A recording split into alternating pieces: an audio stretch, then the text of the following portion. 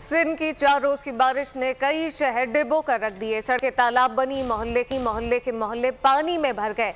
हैदराबाद में 300 मिलीमीटर और बदीन में 270 मिलीमीटर बारिश निज़ाम जिंदगी बुरी तरह मुतासिर कर गई। कच्चे मकानात गिर गए, फसलें मुकम्मल तबाह हो गई। हैदराबाद के शाहराह इस वक्त पानी में डूब। थरपारकर में के जो इलाके हैं उनके घरों में पानी दाखिल हो गया है।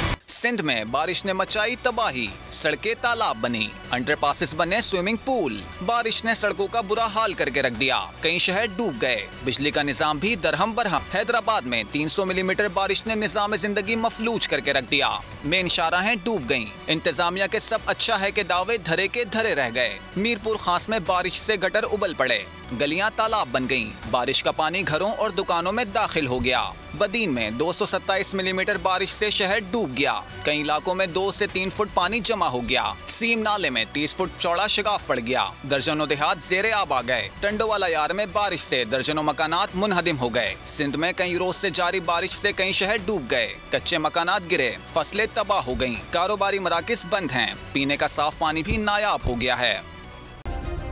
सब्सक्राइब करें और बेल दबाएं ताकि कोई खबर रह न जाए।